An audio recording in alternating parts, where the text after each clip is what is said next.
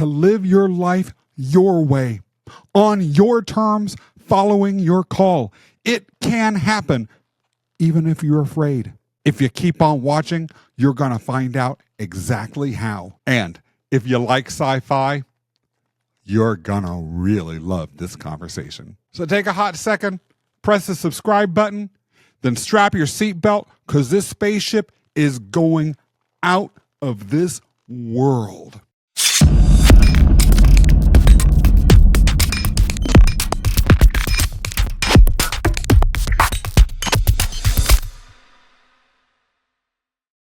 I have with me today in the cafe, Jason Batt.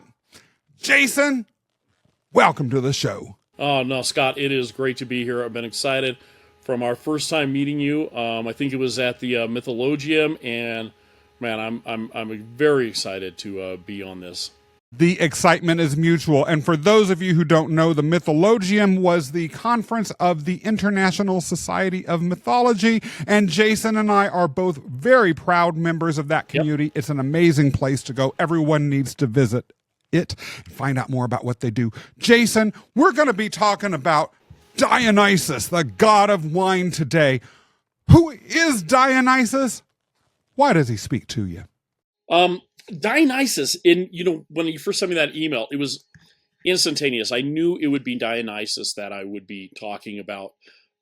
Because Dionysus is, anyone who knows me, anyone who's spent any time with me, they would realize that that is a deity who is the exact opposite of who I am. And yet I found that Dionysus has been incredibly relevant to I would say this latter part of this journey. I mean, using Carl Jung's guidance, he says there's something that happens once you hit this 40-year-old mark, 45, and you begin to look at how do you make meaning out of your life, not just how you produce out of it, but how you make meaning, and recognizing that I had been focusing on quite a lot of different things. It really came to the head for me while I was reading the story of the 𝗵𝗁, and my mother passed away. And I'd always had a very, tumultuous relationship with her. Is always quite challenging. It was one that always had a little bit of some odd conflict and challenge. And to be truthful, I always approached it as a bit of, never being able to actually understand her. And it was the story of the 𝗵𝗁. Okay, so here's Dionysus, who shows up in the city of Thebes. And in the city of Thebes, Dionysian worship has actually gone by the wayside. And Dionysus doesn't just show up as an image or a figure, he shows up in person. And at the same time, the women of the city are being drawn away out into the wild. And Pentheus, who is the king, won't have anything to do with this stranger. And he goes through a whole bunch of different things. And yet Dionysus plays with him, gets him irritated, gets him angry. And in the end, after Dionysus has been locked up and then he's been freed, Dionysus manages to manipulate Pentheus to going out into the wild, leaving the borders of the city. And the way that Dionysus does it is, you're going to cross this line or I'm going to drag you across it.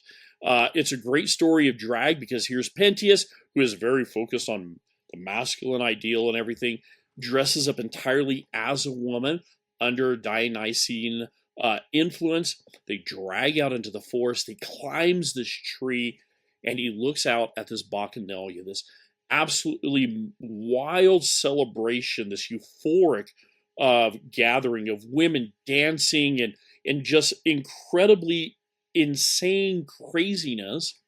And yet at the time, there's also this supernatural element. They are changing the actual landscape around them. And Pentheus manages to fall to the ground, and he gets stuck in the middle, and his mother, who is leading this, does not recognize him.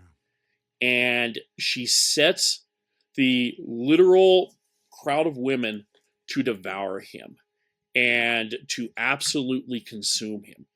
And this was at a time in my life where I recognized that I was looking out at my mother's life and realizing, you know what, I am really an outside viewer here. I don't understand, in a way, some of the insanity that has led her decisions and things like that. And simultaneously, I was really trying to understand, why does this Dionysian character draw me? Mm-hmm. Well, ultimately, Dionysus is the one god who refuses to be pinned down.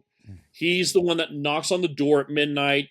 He grabs people to run off into the wild to break free from the neat lines that they've drawn around themselves, which was how I lived my life. I am a very organized, very precise. Everything had to be this, and this was my development in my career. Without getting it too wild, I had been involved as a COO of a nonprofit, a religious nonprofit. I had everything just completely ordered, and yet had this deep sense of unfulfillment. I had achieved everything I could in my profession. I felt like I was, in every meeting I needed to be, with the people I needed to be, and completely not who I was supposed to be. And I think Dionysus's chaos, his birth, his boundary crossing all at once, I think it was drawing me. Dionysus is the one who, he gives wine to loosen the tongue, the dance that sets people on fire. It's laughter that feels like madness. So it's not just enjoyment, which I think a lot of people, Dionysus is about celebration. Even in that, like, you see images of Dionysus on wine and other stuff. Those are tamped down versions of Dionysus. Dionysus is ecstasy and madness and completely allowing themselves to fall into the physical and enjoying that rapturous sense. And ultimately, the point is that in that delirium, you catch a glimpse of truth. Who you are without the masks. How powerful it can be to risk being undone. Which was exactly what I was needing. Which is exactly where I was at. I'd achieved everything, and the mask of Jason the professional was very much not the true Jason inside. And so I think if there was anything I took from the myth of Dionysus, is that I don't grow by staying comfortable. I grow by getting very uncomfortable, by not having guarantees, by not having ordered lines, by letting myself be stretched beyond my usual edges. Dionysus, ecstasy is not just a wild party. It's that moment where you feel fully alive and raw and capable of communion with something much larger than yourself. And I think I've discovered a magic in that surrender. When I stopped clinging to my little tidy list of what should be done and just let myself be carried away into that Dionysian madness. And recognizing that the gift isn't the frenzy itself, but the softening that has happened afterwards. The fact that the way that I return to my life, at the end of the day, I'm still a dad. I still have to bring money in for my family. I'm still a husband. I'm still all these things. But the way that I return to that has been changed. And I realize that I can now embrace life with new eyes. Jason, that was quite a set of statements. We're going to, I have no doubt, trail back and dive into much more deeply many of the richly colored and textured threads that you presented there. But I'm going to start with something very concrete and then maybe go at it from a slightly different angle to get us into a place where we can enjoy some of that chaos and draw out that deeper meaning. You initially said Dionysus was, in a way, the opposite of you. Yeah. And you also said that you worked for a long time at a high level in a mission-centered and mission-focused organization, a nonprofit, which I did as well, too. I ran operations for and was chief legal officer of a nonprofit with an amazing mission. And it's weird because when I tell people that, and I mentioned that I felt so profoundly unfulfilled, the reaction I get a lot of time is, and I'm sure you have experienced this too, well, you were doing something that had an important mission. How could you feel unfulfilled? Well, it wasn't my mission. it was totally a great mission, but it wasn't mine. Now, why am I following that little story up after mentioning the statement you had about Dionysus being the opposite of you? I've been thinking about Dionysus a lot in another context with regards to a story you didn't mention, the story of King Midas. Yeah. Right? King Midas, for those of you who don't know, got his golden touch because he rescued and took care of for 10 days or a week or something like that, a drunk old satyr that he found in his palace gardens. And he fed this satyr and gave him a nice bath, cleaned him up, made him feel good. Dionysus showed up at King Midas's palace and in gratitude said, "I'll give you whatever you want." And that's when King Midas said, "Oh, I want everything I touch to turn to gold." And we know how that turned out for King Midas. I mean, he almost starved to death as his food turned to gold. He couldn't sleep. His pillow turned to gold. Yeah. I assume his clothes turned to gold. He couldn't open them and get out. And he essentially had to go and take a bath in a river that I believe was sacred to Dionysus before he could cleanse himself of this blessing. What this goes as to, along with the story that you mentioned about the king who ended up being torn apart by a mob led by his own mother, is that sense of Dionysus representing the manifestation of the opposite of what you expect. Midas expected to become rich because of the gift that he asked Dionysus for, but under Dionysus's influence, he ended up on the verge of death. Right. The whole story that you mentioned was of a king in his attempt to secure control, ending up prostrate, utterly out of control, and literally physically disembodied. The desire or the wish that in a way you asked of the metaphorical Dionysus in your life, and that I did too, was presumably for the sort of success that led us into the situation that we were in these supposedly, well, they were genuinely good doing organizations. They just weren't what we wanted to do. In a way, it was like Midas being granted his gift. What do you think it says about Dionysus as a figure and about the human condition that seems so fundamental to what he represents? I think for Dionysus, and it's really key, leaning back into my love of mythology, we still approach in the modern day mythology differently. We look at it as a collection of stories. And in some ways that is true. But for those where these stories arose, there was something different for them about it. It was a understanding that they not only told the stories of these gods, and that these gods were not just distant from them, but that often they were constantly engaging with them, so that when they felt this sense of love or the sense of return to the home, they would say, okay, well, this God is upon you at this time. And so for them, it was much more of this intimate connection. And I have to believe that at some point going throughout their lives, this moment of transformation that hit me, that said, you're not just to follow the lines, you need to tear up the page.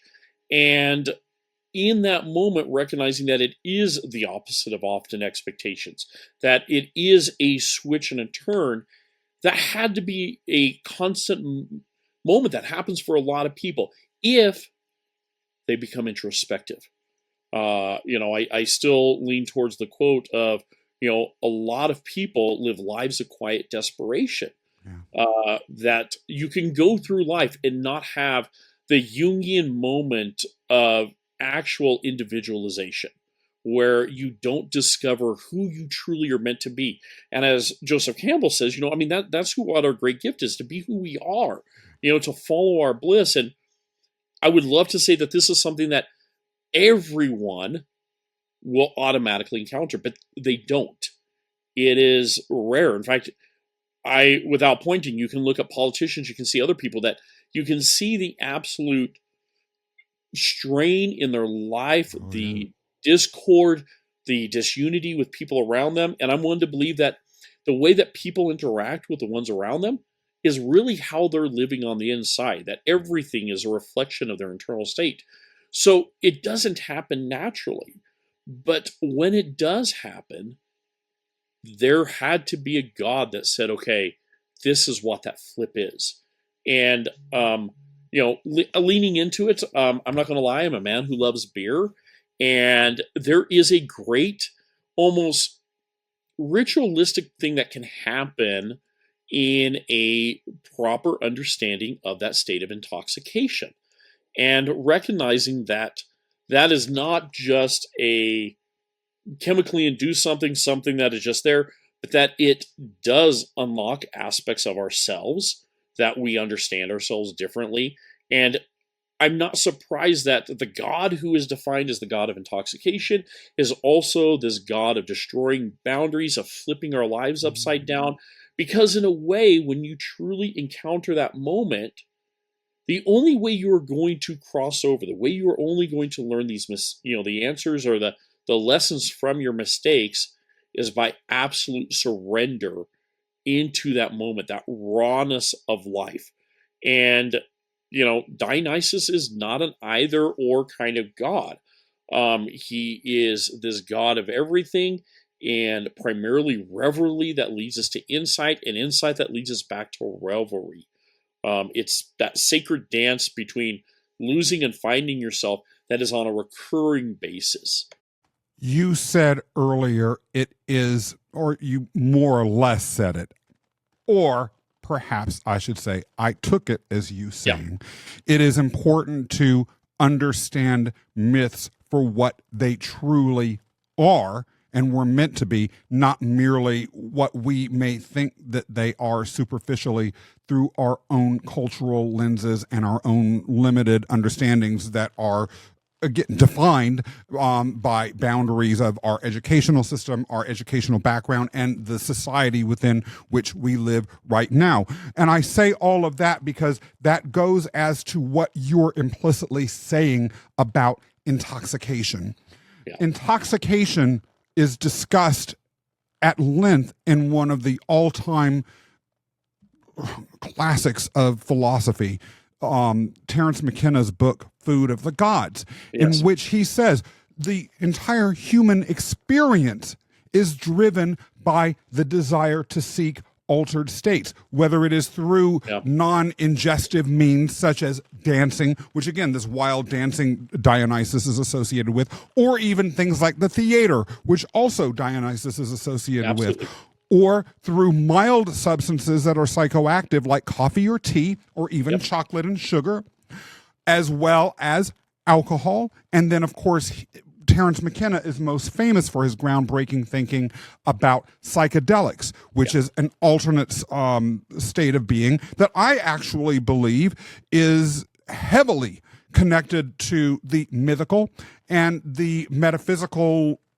elements of the mythical. By the way, for those of you who are regular followers of this show, you may recall that there was an episode in which we discussed this at length with a guest called 𝗕𝗓𝗄𝗏𝗓. He shared about the myth of Orion and its relationship to psychedelics as a leadership development modality. Fascinating. If you have not heard that episode, there's a link right above me and you should follow it. But what you're talking about is in one level or in one way or another linking the sense of changing the state of consciousness, whether it's through having a beer or whether it is through mindset to more deeply connect. It's hard for us to do that, though, in the modern world, particularly in the United States, where both you and I live, because we have this strong puritanical background. Coming from my background, it was religious. And if you look at history, since we're in America, the predominant religion is Christianity. So reflecting on that, the Puritans came from that. You have, at one time, the mythology of Christianity, and I know some people get offended, but it's like what Joseph Campbell says, mythology is other people's religion, and religion is just misunderstood mythology. I use the two terms interchangeably. the mythology of Christianity at one time was a very potent tool for enabling the transformation of the mind, for that, as Rudolf Otto calls it, that numinous experience, this almost encounter with the transcendent, this ability to, this moment of looking through the curtain as it's unveiled and seeing that the world is far greater than we understand, that there's something larger of ourselves, and in a way we reframe ourselves. It's interesting, Dionysus usually isn't talked about in those moments, but there is a religious intoxication that can happen, Yeah. and in a way it is very Dionysian.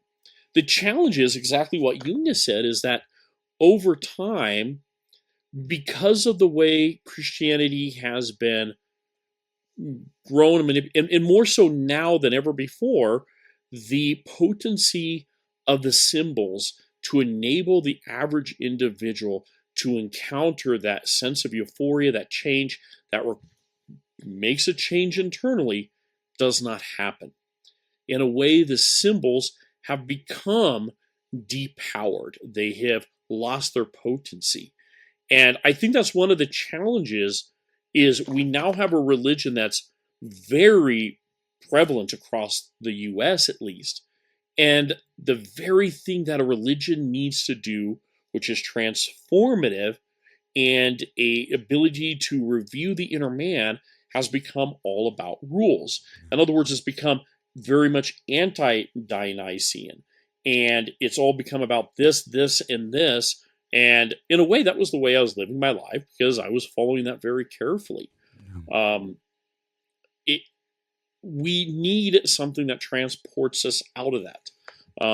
Without going too far out, but actually this is way far out, a lot of my dissertation focused on the potential of space travel as a transformative moment.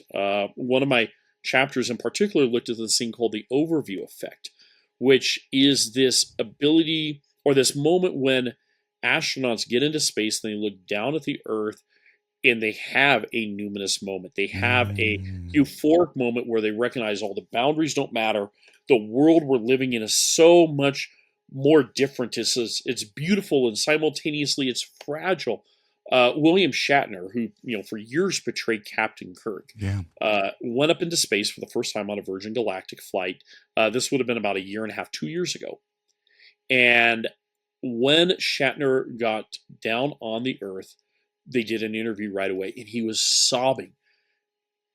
For all of his imagination could not replicate the experience. And he had a sense of mourning, a sense of just understanding that the world is far different than what he had portrayed, that getting outside of it enabled him to see it differently. In a way, it's, the whole world has become urbanized. It's become Thebes. We've been locked into this very structured world with Pentheus as our overview, as our guide. And Dionysus is saying, no, you need to go into the wild. There's not much wild about Earth. The wild right now is off planet. And because that's the unexplored, it's the untapped, it's the unchanged. I think it's actually very apropos that the missions now to the moon are done under the name of Artemis, the huntress, the goddess of the wild, the goddess of the pristine virgin wild, the wild that has not been touched, because that is where the true wild exists. And no, not everybody can go to space to have that experience, but I'm very curious as to what will gather the archetypal energy in the collective unconscious and create a new transformative experience now that Christianity has unfortunately been, depowered. At least its symbols have. And I look at things like space travel, seeing the Earthrise, this view of the Earth from far, far away, like the pale blue dot that Sagan talked about. These are very transformative images that, in a way, can truly be energized by Dionysus on a very collective, large-scale level. Something I think we're all desperately in need of. So, I speak professionally for a living. I know how to talk, and I'm good on my feet. But you shut me up. Jason. Oh, you're kind, Scott. You're quite kind. Oh no, I'm very real. Jason, this may have just become the coolest episode in the entire history of podcasts. So we've talked so far about Greek gods, space travel, William Shatner, Oh yeah, psychedelics, beer, yes. and leadership and personal development. And the show is just getting started. Is this all really happening? Okay, so let me just, while I'm saying all of that, I've got to say this may be the first time in my life in which I have connected psychedelics with space travel. Oh yeah. Right? Because what you are talking about is this shift in consciousness. When people take psychedelics, the most profound experiences that people have are those in which they say they experience ego death, in which they feel so interconnected with the human, the animal, the plant, the all the other elements out there in the universe, that they feel that their sense of self is gone.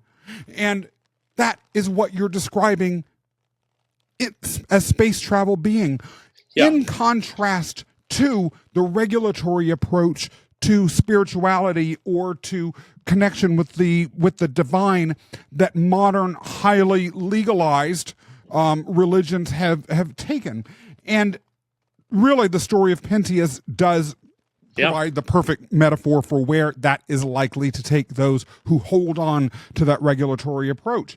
Yet, do you think that we as a society are or ever will be ready to en masse experience our Dionysian moments? And the reason I ask that is because you're right. There's not a lot of space for the Artemis out there. Not literally outer space, but there's not a lot of a place on Earth for this. There's not a lot of cultural space for us to truly be wild. And the regulatory mindset that has dominated religion and that many would argue has led to its erosion in the Western world, at least, has crept into and dominates other elements of our lives, our professional lives, our career lives. Think about it. What you were talking about earlier with your own career and my career was adopting that regulatory mindset that you see in religion into how we view our lives. Yeah. Do you think we can handle this? Can we really handle, as a large group of people, not just a few, what Joseph Campbell is recommending that we do? My great wish would be absolutely yes. I would love it. Not just love it, I would celebrate it, that humanity could fully engage the entirety of each of our individual selves. And I think that's at the nature of what a lot of depth psychology is that there is far more greater resources and wealth inside. But I also have to recognize that if we go back to the story of the 𝗵𝗂, it's not going to be the large mass of population that goes into the wild. Mm-hmm. At the end of the day, regulation and all these other things are very comfortable to people. People sometimes don't want to challenge and break out. And there is a requirement of courage, of great courage, to lead out into that world. Either you're drawn out by Dionysus or you're forced out.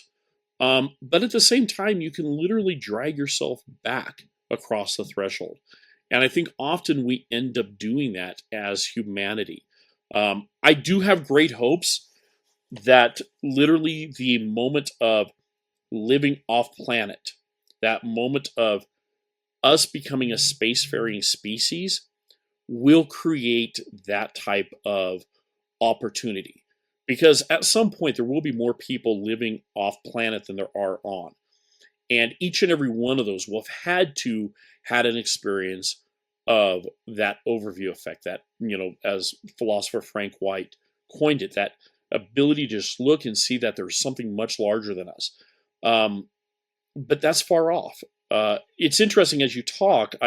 One of my other areas of scholarly focus is the Dune series, and what's intriguing is you talked about psychedelics and space travel and religion. Frank Herbert was the one who first dealt with this back in the late 70s. This is pre-Star Wars. Frank Herbert is influenced by what's happening in San Francisco, spending time with Jungians. And a lot of people don't realize that there's an appendix at the very end of the first Dune book. And Dune's much more relevant today because of the movies by Denis Villeneuve and Timothée Chalamet's portrayal of Paul Atreides. So more people are very much more aware of this. But at the end of the book of Dune, there is an appendix, and Frank Herbert writes this: there is one thing that impacted or changed religion more than anything else in the history of humanity, and that is space travel. And it deserves to be written in all caps. So he does it. Space travel in big letters, block with an exclamation mark. And then on top of it, he goes even a little bit further.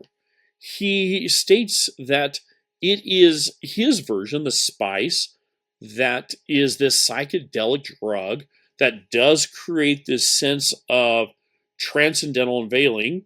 And if you spend a lot of time with the Dune books, you'll realize that ultimately the spice is both a prescient drug, allowing you to see the future, but it's also at the core a Jungian drug.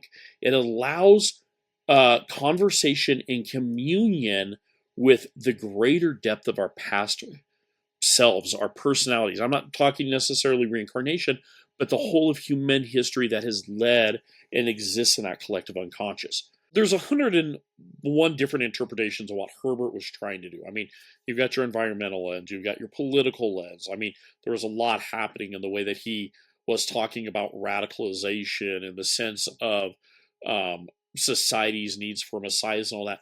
But ultimately, one of the great views that I like about Dune is to look at it as ultimately a great metaphor and a story of individualization. It is Paul Atreides who is in the wild beyond the wild. He's out in outer space. More than that, he's come from this planet that's been, incredibly peaceful, almost utopian, and, in Caladan, and now they've come to the planet of Arrakis, the planet of Dune. And then he's forced into the wild. He's forced into a place where there is no water, there's no nutrients.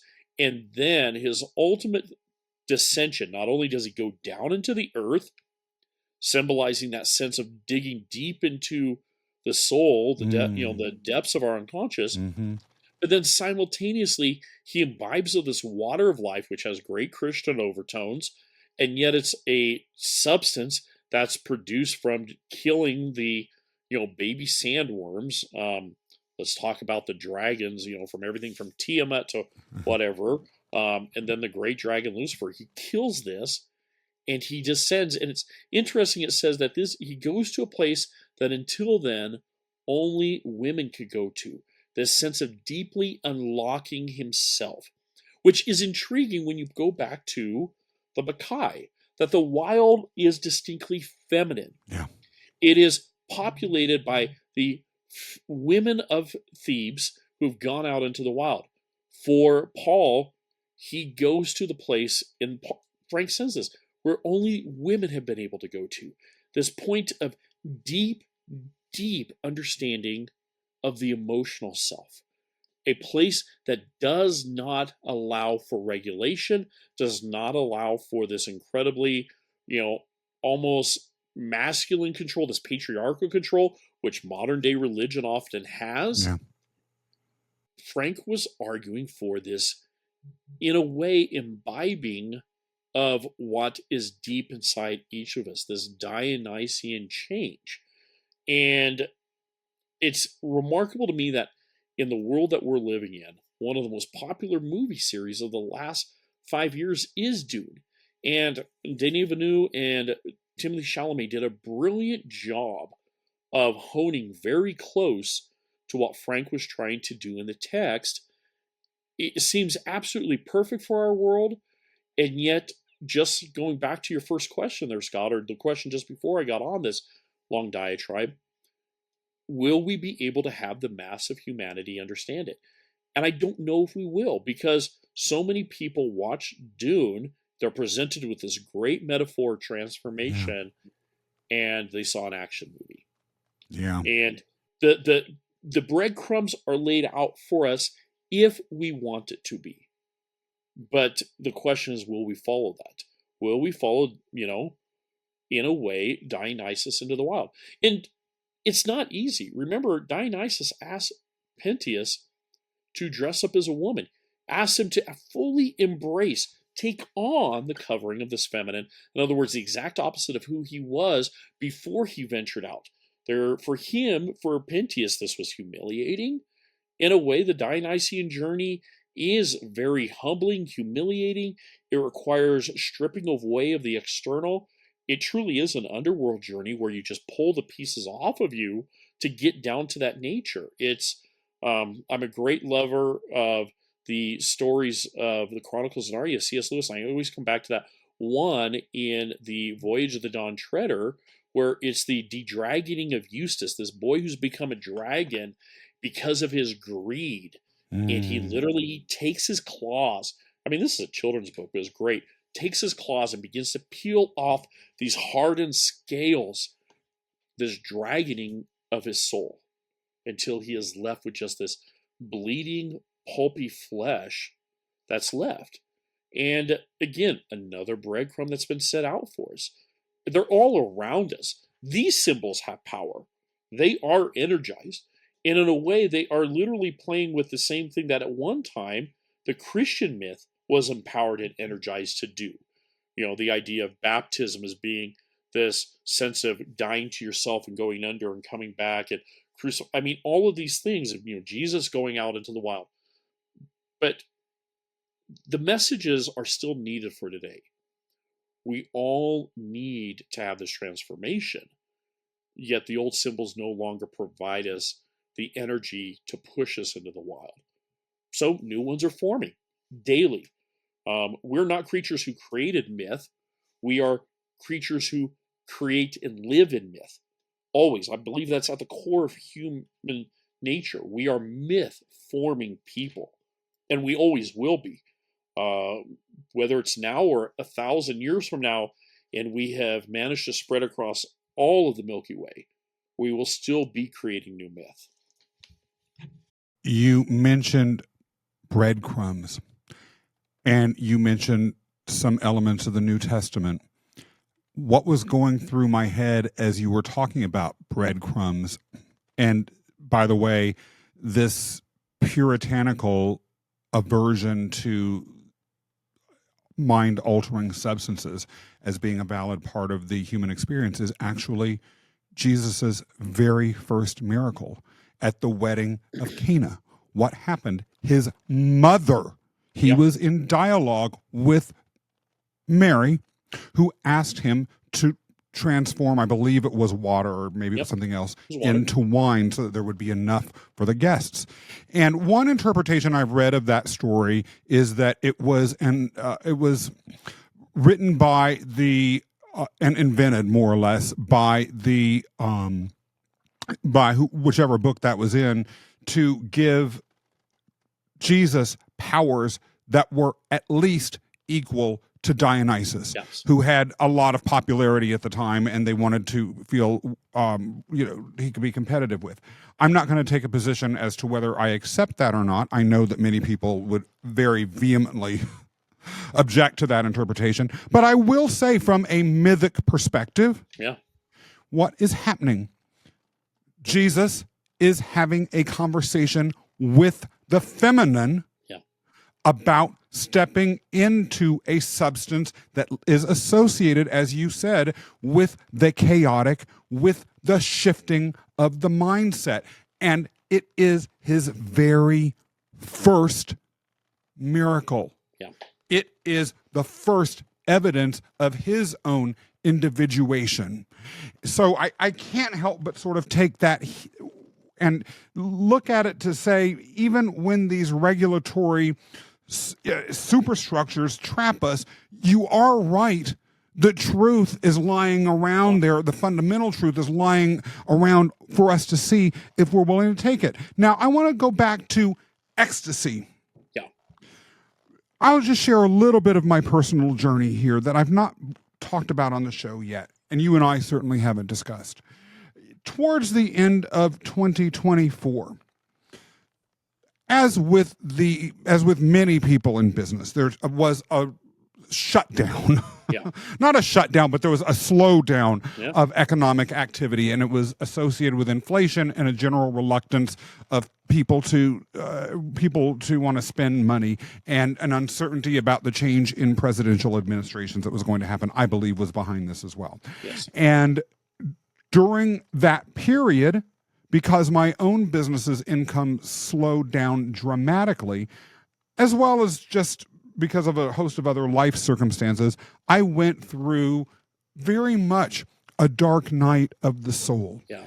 I remember thinking, will I ever get out of this? Did I make a terrible decision? Should I start looking for jobs again? In other words, should I go back into Thebes? Or should I stay back in the wild where I was and maybe, like Pentheus, just be ripped apart by the forces of nature? I was very down and depressed for a while, until one day I was walking the streets here in Manhattan, and I realized I thought I had sacrificed everything that I could to be a success in my business. I thought I had done everything that I could and should do to be a success in my business, and still this was happening. And then I realized the one thing I had not done, and the one thing I had not done, and the one thing that I had not sacrificed, all related to my ego. Yeah. I still had been letting my ego drive where I wanted my business to go, what I thought it should be, and my expectations about the outcome. I had not been willing to sacrifice my ego to what was going to be, to the chaos of the wild state that I was in. Amazingly, once I had that revelation, I began to verbally, out loud, commit every single day, which, by the way, I do to this day, to being willing to let that go, and to thanking Providence or the universe or God or whatever it is that you believe in for giving me the chance to go through this dark night so that I can understand it. And when I did that, Jason, I felt more connected to who I am, what my mission is, even my own Greek god avatar, than I had ever felt before. I felt something that I had only heard as words, but never experienced, which was this concept of bliss. Yes. And every now and then, as I commit to continuing to dive deeper and deeper this way, not every single day, but in a way my consciousness does shift, and I feel that bliss from within. I don't understand how anyone could not want that. But my question to you is, for those who might only, as I did for all of my life, hear words like bliss as sappy motivational speaker crap, how can you help people to understand what that really means? I go back to what you said about breadcrumbs. And, even for my own life, I've experienced quite a lot of what you've talked about.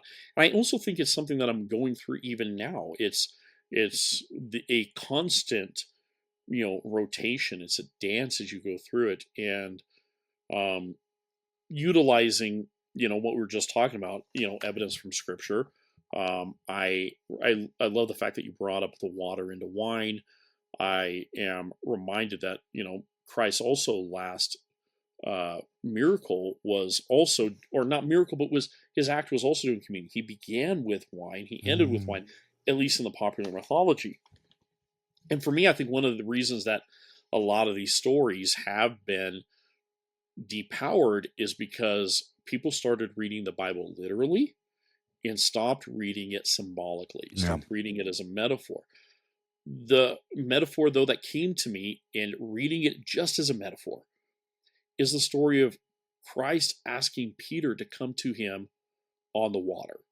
You know, we hear this Jesus walking the water. Everybody talks about it. I mean, people have made songs into it.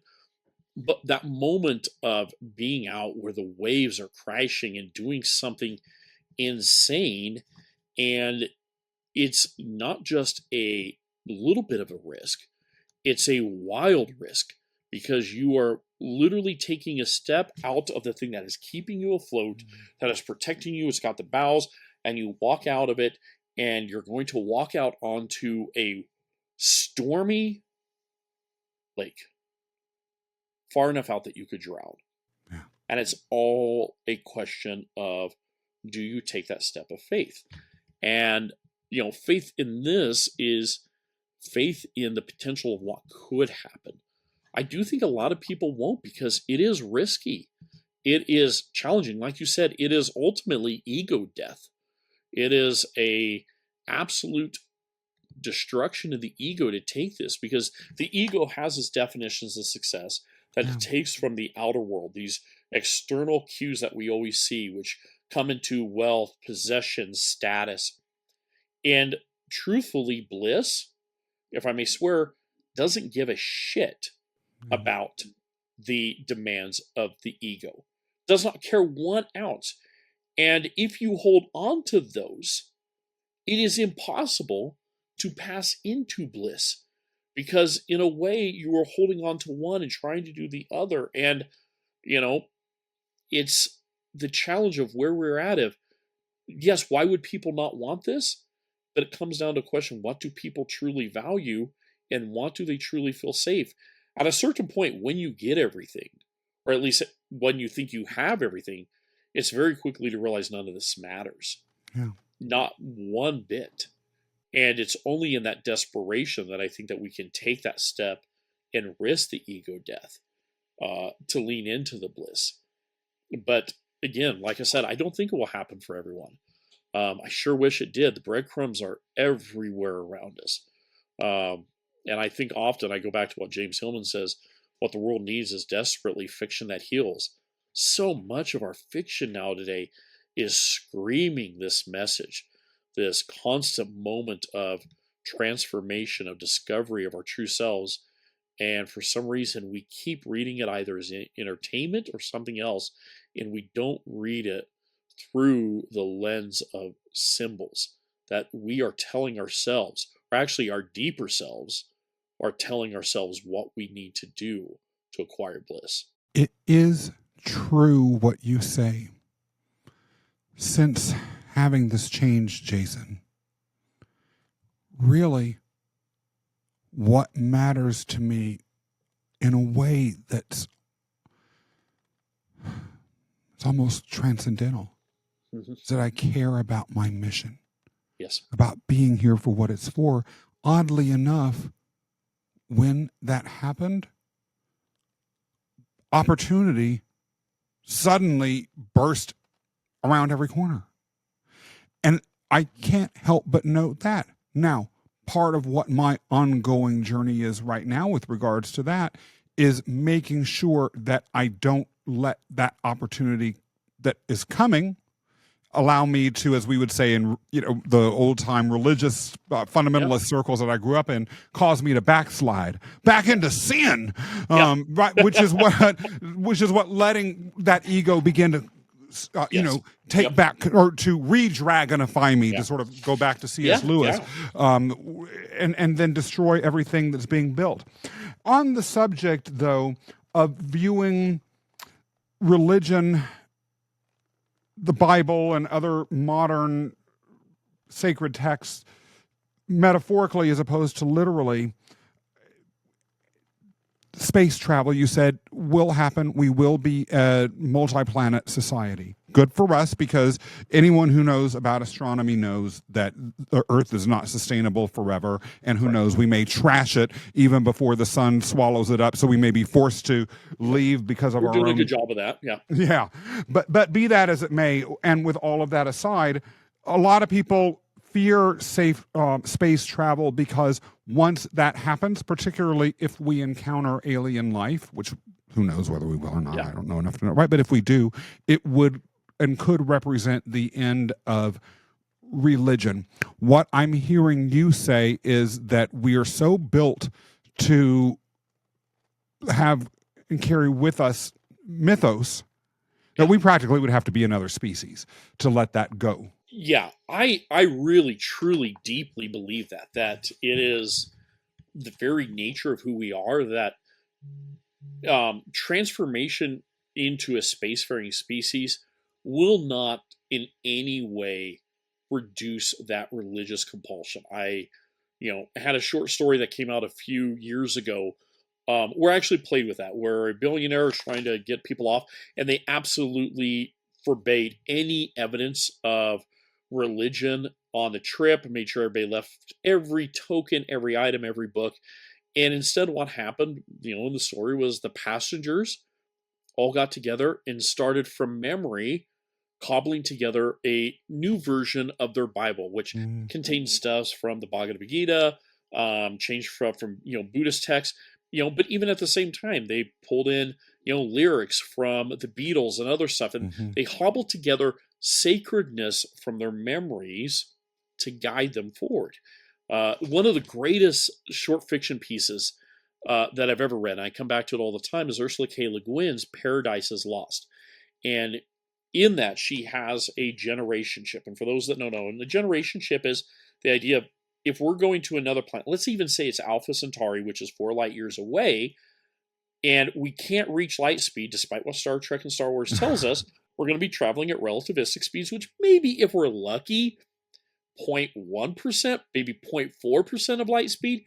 It's not going to take just one generation to get there. It's going to take multiple, so that people will born and die and live their lives on this ship. For her, the passengers over time become more and more distant from Earth, and they hear the reasons why they've left Earth. Earth, just like you said, had become this environmental wasteland, and had become this place of just absolute destruction. It was the place where all of humanity's worst vices were on display. Over time, the children of the original people who launched the ship, even their children's children, began to inflate and conflate stories of Earth with the myth of hell from the religious background. And over time, they began to see, oh, wait, this is a perfect world on the generation ship. We have everything we need. Aren't we in the heavens? Isn't that what Scripture says? That heavens are above, that we ascended into heavens? So aren't we the heavens? And if we are in the heavens, then aren't we angels? And an entire system of belief happens 4 generations down where they believe they have left hell, they are in heaven. So when they finally come to the planet they're to land on, there's a revolt. Why would we go to hell when we are in heaven? Why would we go to live on land? And the group divides. This is at the nature of who we are. We will constantly create new beliefs with the new symbols around us. We can't help it. It's the voice of the artist, as Campbell would say, that takes these symbols and wraps them up and literally allows that archetypal energy to energize it and fuel it. And we don't know what those are going to be, 100 years from now, 200 years from now, 300 years. At the end of my dissertation, I play around with something that I'm exploring that I call xenomythology. If we encounter other life out there, we often assume that it is just going to be a replica of us. And Jung talks about this. Jung actually says that humanity will always be a little bit, and I'm paraphrasing, challenged in its understanding of itself until it meets a completely other world of life. Because then we will have something to compare ourselves to and contrast. Until then, we're just looking at ourselves in a mirror Mhm. and trying to understand ourselves. Mhm. That the greatest moment of collective understanding of us as a species will come when we encounter the alien. If And I'm a believer that the archetypes, this myth formation, actually has a biological component Mhm. that is a part of our biological selves dealing with patterns. I get into all this in my dissertation on, what I call mythobiogenesis, that it is part of the physical being. Well, if we extrapolate this out and intelligent life arises from similar biological evolutionary components, it's potentially likely that they could have their own archetypal forms Mhm. based upon their surroundings. They'd be very different from us. For us, a lot of our archetypal energies are literally relegated to what we deal with here with Earth. Obviously, we have gravity. Gravity drives us. In other words, to ascend, to leave the earth, to fly is to become greater. To go down into the earth is to descend. And we see things as hell, heaven, Christ, the devil, whatever we want, the biological orientation of our earth with gravity like that. And then we have everything that we do in binaries, the sun, the moon, this constant yin yang of the forces that, these inhabitants of the skies above, one during the day, one during the night. But I just, position what happens if you are a species that evolves on a tidally locked planet? And what Mhm. tidally locked means is it's like our moon. Our moon is tidally locked to the Earth. In other words, one side of the moon always faces the Earth as it orbits. Mhm. In that place, the world is not turning. There is no night and day cycle. Mhm. There's one side that's warm, there's one side that's deeply cold. Where you live is in the middle. Mhm. A species that grew up on that world would have a completely different understanding of archetypal forces because they would have a binary, but they would also have a deep understanding of this sense of the in between that would drive their understandings of what they lean to. It would change their language, their terms, the way they approach us. I believe that one of the signs of us moving forward, that it may be that truly the universal language out there, might actually end up being myth. That if we can understand the archetypal forces that drive people or drive other species as we explore the space, we may have to recognize that all of them are mythically based. And there is science fiction exploring this. I love the Halo series. I love Battlestar Galactica. Yeah. Battlestar Galactica is one of the most religious Yeah. works out there, and they do a great job with the Greek and Roman gods. Um, but yeah, I don't believe that we will leave religion behind. Quite the opposite. I suspect we'll see a very almost blossoming of the religious marketplace in a way of different ideals that as we expand, we're going to constantly encounter new moments that will energize those forms around which new structures will develop. And yet, for us to expand, inventions have to occur, progress has to be made, paradigms have to be shifted, which all means that people have to be individuated. Yeah. As we circle back to the beginning of this conversation, how can, if at all, Dionysus help someone who has taken in this wide-ranging and truly profound conversation think about the myth of Dionysus, or myth more generally, as a way to begin to step into their own individuation? If they know that they need to, but maybe the story of Pentheus has scared them a little bit. Dionysus is the god who knocks at midnight.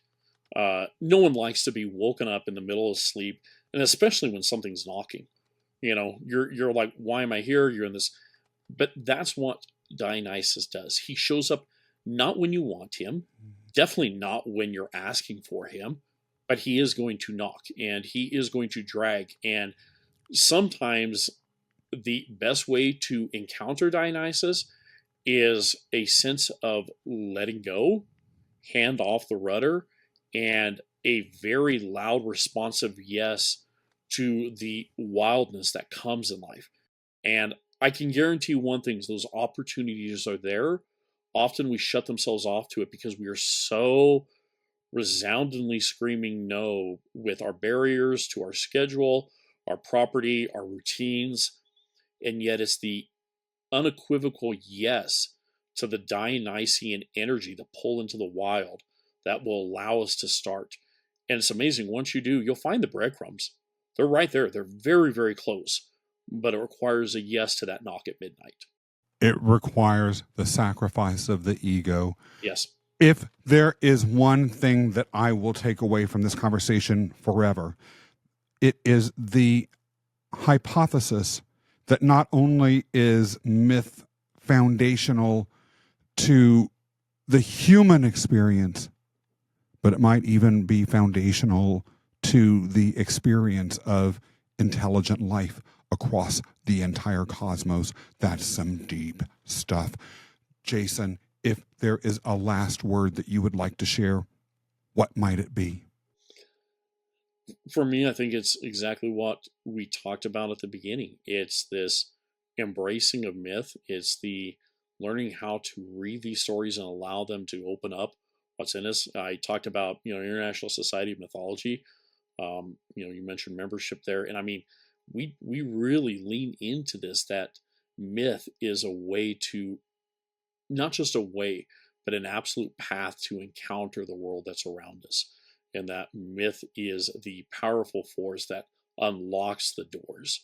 That often is the way that we'll answer Dionysus. How can people find out more about you? What do you have going on that people might be interested in learning about, Jason? A couple things, like I said, ismythology.com is the International Society of Mythology. I'm actually teaching a course there right now on stellar mythology, where we dig into the myths of space, past and present.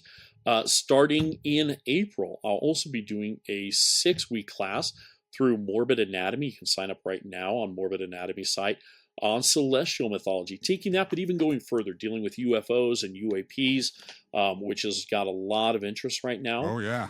Coming out in July, myself and my co-editor, Dr. Jonathan Erickson, will be releasing a book that we've been editing over the last year called Soul in the Machine, where we dig into the question of AI, but primarily through a depth psychological and mythological lens. And that comes out from Palgrave in July. So quite a lot of other things that are happening. If you're wanting to read anything recent, just had a great article land in Satellite today. This is on my technical thing, all about the potential for hacking cybersecurity assets in our near future. So for those who want the wild, we've got that, and who want something a little bit more practical, you can find me there as well.